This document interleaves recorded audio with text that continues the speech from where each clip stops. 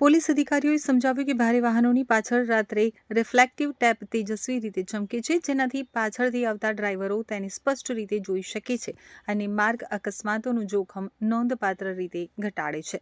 Sachin police દ્વારા આ જનજાગૃતિ ઝુંબેશનો મુખ્ય ઉદ્દેશ્ય વાહન ચાલકોમાં માર્ગ સલામતી અંગે જાગૃતિ લાવવાનો અને અકસ્માતો અટકાવવાનો છે. ઝુંબેશ દરમિયાન ડ્રાઈવરોને ટ્રાફિક નિયમોનું પાલન કરવા અને તેમના વાહનો પર રિફ્લેક્ટિવ ટેપ લગાવવામાં આવી હતી.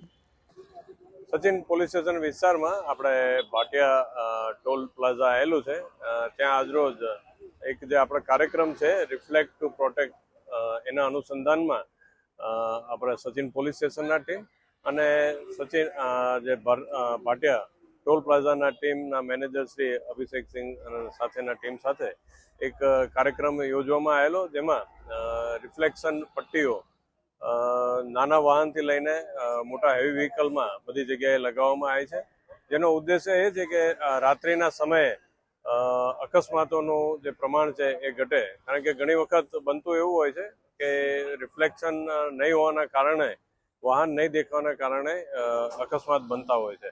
તો આ રિફ્લેક્ટર બેન્ડ લગાવવાથી લાઇટ પડવાના કારણે તરતથી નજરમાં આવતા હોય છે વાહનો, અને જેથી કરીને કોઈ રાહદારી જે રસ્તો ક્રોસ કરતા હોય એવા અને બીજા કોઈ વાહનો છે તેને ઝડપથી વાહન નજરમાં આવવાથી આવા અકસ્માતના બનાવોનું પ્રમાણ ઘટવા પામશે.